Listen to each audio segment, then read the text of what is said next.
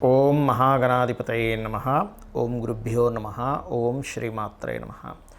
పరమేశ్వర స్వరూపమైనటువంటి జ్యోతిష, వాస్తు మరియు ఇతర అనేకమైనటువంటి శాస్త్రములను మనకు అందించినటువంటి మహర్షులకి నమస్కారం.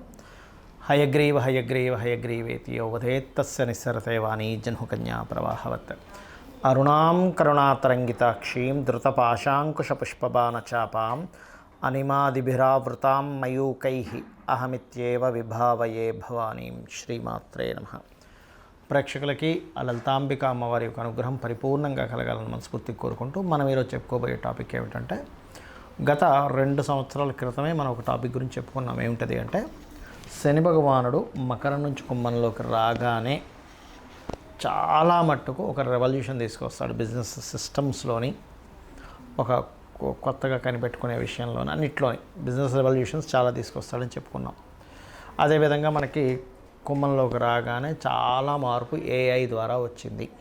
అయితే మనం గతంలో ఇంకొక విషయం కూడా చెప్పుకున్నాం. ఏమిటది అంటే, శని ఇక్కడికి చేరేసరికి అంటే 2030 4వ నెల 17వ తేదీ అంటే 17 ఏప్రిల్ 2030 కల్లా ఇక్కడ చేరుకుంటాడు. ఆ సమయం కల్లా అందరూ కూడా వీలైనంత మట్టుకు ఓన్గా చేసుకునే దాని మీదే ఉండండి, జాబ్ కాకుండా అనేటువంటిది. ఎందుకంటే అలాంటి ఒక సిస్టమ్ని తీసుకురాబోతున్నాడు శని. మకరంలో ఎంటర్ అయినప్పుడు మీరు గమనించినట్లయితే ఒక 4.5 years బ్యాక్ మనకు కరోనా వచ్చింది. మకరంలోకి ఎంటర్ అయ్యి గురువు ఒక నీచభంగ రాజయోగం కాలసర్పదోషంలో ఉన్నప్పుడు ఇక్కడికి వెళ్ళినప్పుడు జాబ్ సంబంధించిన విషయంలో ఒక డిఫరెంట్ ఇదంటే వాళ్ళు ఎవరికి వాళ్ళు చేసుకునే దానిలోనే ఇస్తాడు. కాబట్టి ఇక్కడి నుంచి ఇక్కడికి అంటే దాదాపుకి ఇప్పుడు కుంభంలో ఉన్నటువంటి శని భగవానుడు 30వ తేదీ 30వ తేదీ 3వ నెల 2025 సంవత్సరానికి ఇక్కడికి వెళ్తాడు. 30 మార్చ్ 2025 సంవత్సరంలో ఇక్కడికి పర్టికులర్గా 2/6/2027లో వెళ్తాడు ఇక్కడికి మేషంలోకి. సో ఈ రాసులు మారినప్పుడు ఏ లగ్నం వారికి, లగ్నం తెలిస్తే లగ్నం తెలియని వారి రాశి వారికి ఏ విధంగా ఉండబోతుంది 2030 వరకు అనేటువంటి విషయాలు చెప్తుంది నేనైనప్పటికీ కూడా చెప్పేస్తుంది సాక్షాత్ లలిత అమ్మవారిగా భావిస్తూ ఒక్కొక్క లగ్నం నుంచి, లగ్నం తెలియని వారి రాశి నుంచి చూసుకుందాం. కన్యా లగ్నము, కన్యా రాశి. కన్యవారికి కనుక చూసుకున్నట్లయితే మీ రాశి నుంచి 6లో ఉన్న శని వచ్చే సంవత్సరం 30వ తేదీ 3వ నెల నుంచి మారుతున్నాడు. అంటే 30 మార్చి నుంచి సప్తమంలోకి వెళ్ళిపోతున్నాడు. ఎప్పుడైతే సప్తమంలోకి వెళ్తాడో ఒక 2 నెలల పాటు శని రాహులు కలిసి ఉంటారు అక్కడ. ఈ శని రాహులు కలిసినప్పుడు ఏంటంటే ఇష్టపడిన వారిని వివాహం చేసుకోవడానికి, ఎందుకంటే పంచమాధిపతి కదా, పంచమాధిపతి సప్తమం, విదేశాల్లో ఉంటూ అక్కడ వ్యక్తుల్ని లేకపోతే అక్కడ స్థిరపడిన వాళ్ళని వివాహం చేసుకొని ఇష్టపడే వారిని వివాహం చేసుకొని, అందులో ముఖ్యంగా మేనమామ వరుస వాళ్ళు ఇట్లా ఉండే వాళ్ళతో వివాహ ప్రయత్నాలు అవి సక్సెస్ అవ్వడం జరుగుతుంది. మొదటి 2 నెలలు ఇక్కడ ఎంటర్ అయినప్పుడు మార్చి నుంచి ఒక 2-3 నెలలు దాదాపుగా. దాని తర్వాత సప్తమ శని ఎప్పుడు కూడా పార్ట్నర్సు, జీవితం, వివాహ జీవితం ఈ విషయం మీద కొంత స్ట్రెస్ ఇస్తూ ఉంటుంది, అందులో ఎటువంటి డౌట్ లేదు. కానీ ఇక్కడికంటే మీకు ఇక్కడ ఎప్పుడైతే అష్టమ శని ప్రభావం స్టార్ట్ అవుద్ది కన్యా వారికి, ఎప్పుడైతే ఇక్కడికి 2వ తేదీ 6వ నెల 2027 నుంచి 2030 4వ నెల 17వ తేదీ వరకు ఉన్న ఆ 2.5 సంవత్సరాలు అష్టమ శని. ఇది గుర్తుపెట్టుకోండి. ఈ టైంలో మంచి చెడులు రెండూ ఉంటాయి. అష్టమ శనిలో ఎప్పుడు బ్యాడే ఉంటుంది అనుకోకూడదు. అష్టమ శనిలో ఫైనాన్షియల్ గ్రోత్ కూడా ఉంటుంది.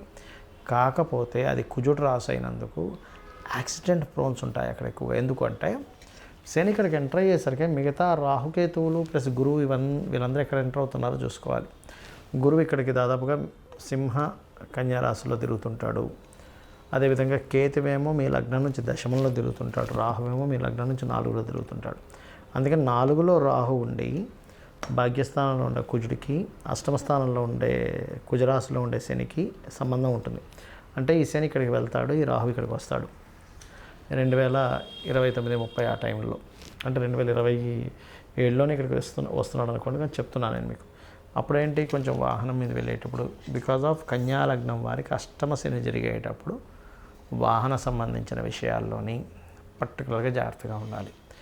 లేదా హెల్త్ పరంగా ఒక్కోసారి చూడండి మనకి కొంచెం లాంగ్ టర్మ్ రిలేటెడ్ వస్తూ ఉంటాయి, అటువంటి విషయాల్లో జాగ్రత్తగా ఉండాలి. అయితే ఇది విపరీత రాజయోగాల్లో కూడా వన్ ఆఫ్ ది విపరీత రాజయోగా కింద కూడా కొన్ని చెప్తూ ఉంటారు. అంటే ఎలాగా అంటే ఇక్కడ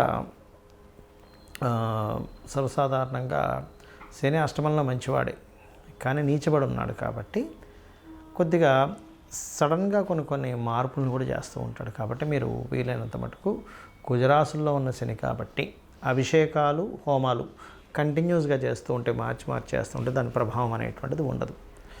ఇక ఎప్పుడైతే లగ్నం నుంచి కేతువు పోతున్నాడో కన్యవారికి నెక్స్ట్ ఇయర్ మే నుంచి కొంచెం వైరాగ్య చింతన, ఆటంకాలు ఇవన్నీ కూడా తగ్గుతాయి చెప్పాలంటే. కాకపోతే శని ఇక్కడ సంచారం చేసేటప్పుడు ఇక్కడ కేతు సంచరిస్తాడు. అప్పుడు మాత్రం ఉద్యోగ సంబంధించినటువంటి విషయాల్లోని చాలా జాగ్రత్తగా ఉండాలి. దీని గురించి ఏం భయపడాల్సిన పని లేదు. నువ్వులు దానంగా ఇవ్వడము, గోవుకి బెల్లము, క్యారెట్స్, బీట్రూట్స్ లాంటివి తినిపించడము, గ్రాసము తినిపించడం చేసినట్టయితే ఖచ్చితంగా మార్పు వస్తుంది. ముఖ్యంగా ఇక్కడ చాలామందికి జాతకాలు ఉండవు, డేట్ ఆఫ్ బర్త్ ఉంటే టైం ఉండదు. ఇంకొంతమందికి అసలు డేట్ ఆఫ్ బర్త్ కూడా ఫీడ్ అయి ఉండదు. అంటే అవతల ఎప్పుడో రాసి ఉంటారు, ఎక్కడో పేపర్స్లో ఉంటుంది, పోతుంది, కొంతమందికి గుర్తుండదు. అలాంటి వాళ్ళు ఏం చేసుకోవాలి? సర్వసాధారణంగా అర్ధాష్టమ శని, అష్టమ శని, ఏలినాటి శని నడిచేటప్పుడు లేదా శని మహర్దశలు నడిచేటప్పుడు ఏం చేయాలో చెప్తాను. డేట్ ఆఫ్ బర్త్ లేదనుకోండి, మీరు ఎలా గుర్తించాలి అంటే మీకు పనులన్నీ స్లో అవుతున్నాయి, నిందలు ఎక్కువగా పడుతున్నారు, శారీరక శ్రమ ఎక్కువగా ఉంది, కానీ వచ్చేటువంటి లాభం మీరు పడుతున్న శ్రమకి 10% మాత్రమే వస్తుంది అంటే మీకు మహాదశల్లో కానీ ఏలినాటి శని రూపంలో కానీ అర్ధాష్టమ శని రూపంలో కానీ అష్టమ శని రూపంలో కానీ కొన్ని జరుగుతున్నాయని అర్థం. అయితే ఇందులో మళ్ళీ కొన్ని వేరియేషన్స్ ఉన్నాయి. ఎలాగంటే అర్ధాష్టమ శని నడుస్తుంది అనుకోండి, అంటే మీ చంద్రుడి నుంచి 4వ స్థానంలో శని సంచారం జరుగుతుంది. అప్పుడు కన్స్ట్రక్షన్స్ చేసే విషయాల్లో, చదువు విషయంలో కొంత మందత్వం వస్తుంది. అష్టమ శని జరిగేటప్పుడు అన్నీ లేట్ అవుతూ ఉంటాయి, కొంచెం యాక్సిడెంట్ ప్రోన్స్ ఎక్కువ అవుతూ ఉంటాయి. అదే ఏలినాటి శని నడిచేటప్పుడు 12వ స్థానంలో శని సంచారం చేసేటప్పుడు ఇన్వెస్ట్మెంట్స్, రాశిలో శని సంచారం చేసేటప్పుడు బద్ధకము, 2వ స్థానంలో శని సంచారం చేసేటప్పుడు ధన సంబంధించిన విషయాల మీద ప్రభావం చూపిస్తూ ఉంటాడు. అయితే ఇక్కడ మీరు ఒకటి అర్థం చేసుకోవాల్సిన విషయం ఏంటంటే, ఎప్పుడు శని సంచారం మీకు వచ్చినా, అంటే శని కర్మకారకుడు కాబట్టి అతను తిట్టుకోవడము, శని బాలేడు అనుకోవడము కాదు. శని భగవానుడు నాకేదో నేర్పించడానికి వచ్చాడనేటువంటి భావనతో ఉంటూ ఖచ్చితంగా మీరు చేయవలసింది ఏంటంటే, ఇక్కడ ఒకటే గుర్తుపెట్టుకోండి, మీరు నిద్రపోవడం చేయకూడదు ఎక్కువగా. ముసలి వాళ్ళు, స్త్రీలు, చిన్నపిల్లల విషయాన్ని మాట్లాడలే.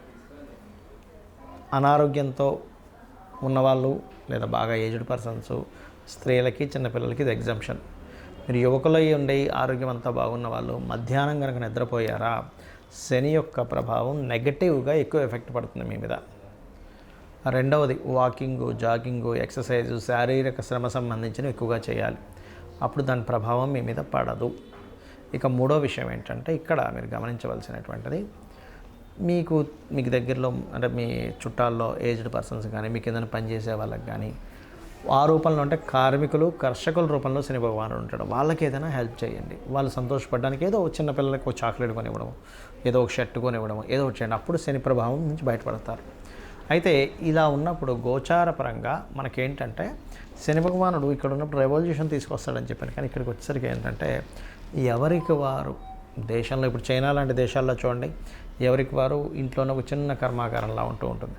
అలా ఎవరికి వారు ఓన్గా జాబ్ పరంగా సెటిల్ అయిపోవాలి. ఎందుకంటే ఎక్కడో నేను జాబ్ చేస్తాను, వాళ్ళు నన్ను చూసుకుంటాను అనుకుంటే తప్పు. శని ఇక్కడ జరిగేటప్పుడు గుర్తుపెట్టుకోండి, మేషంలో బికాజ్ ఆఫ్ ఆ టైం అనేటువంటిది అప్పటికల్లా ఓన్గా చేసుకునేది ఇదే మీకు యోగాన్ని ఇస్తుంది. ఇది బాగా బాగా బాగా గుర్తుపెట్టుకోండి. అప్పటికల్లా సిచ్యువేషన్స్ చాలా మారుతాయి, టెక్నాలజీస్ ఇంకా మారుతాయి. ఎంత టెక్నాలజీస్ వస్తున్నా మనిషి యొక్క అవసరం పడుతూ ఉంటుంది. కానీ ఈ విషయంలో కాస్త జాగ్రత్తగా ఉండండి.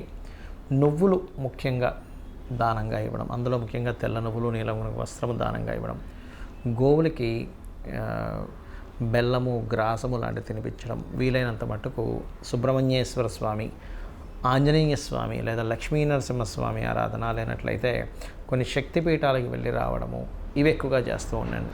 ఇవి ఎంత చేస్తూ ఉంటే మీకు ఈ శని భగవానుడి యొక్క అనుగ్రహం అంతా కలుగుతూ ఉంటుంది. అంతేగాని మనం ప్రతిసారి నా టైం బాగాలేదు ఇట్లా అనుకోవడం కాకుండా ఇట్లా చేసుకోవడం అన్నీ ఖచ్చితంగా బాగుంటుంది. ముఖ్యంగా ఈ శని ఇక్కడ సంచరించేటప్పుడు కొన్ని రోగ సంబంధించినవి కూడా వస్తాయి దేశంలో, కొంచెం జాగ్రత్తగా ఉండాలి. అంటే దీర్ఘ రోగాలు అంటుంటారు చూసారు, ఒక పట్టాన పోకుండా ఉండేది. ఎందుకంటే సాటర్న్ ఈజ్ కర్మకారక ప్లానెట్. కొంచెం ఎప్పుడైనా శని కనుక ఒక్కోసారి చూడండి, అతను హెల్త్ ఇష్యూ కాంబినేషన్లో వచ్చాడు, హెల్త్ ఇష్యూస్ ఎక్కువ ఇస్తూ ఉంటాడు. కాబట్టి వీటి మీద దాని ప్రభావం అనేటువంటిది ఉంటూ ఉంటుంది. ఇక మీరు చండీ పారాయణం చేసుకోవడము, లలితా సహస్రనామాల్లో ఓం అనాకలిత సాదృశ్య చుబుక శ్రీ విరాజితాయే నమః అయితే ఇందాక మనం మాట చెప్పుకున్నాం ఏంటి, ఇక్కడ శని సంచారం జరిగేటప్పుడు 10th లార్డ్ కదా నీచ పొందుతున్నాడు కాబట్టి, న్యాచురల్ 10th లార్డ్ కాబట్టి నీచ పొందుతున్నాడు కాబట్టి ఇది కర్మ మీద, ప్రొఫెషన్స్ మీద చూపిస్తుందని చెప్పుకున్నాం.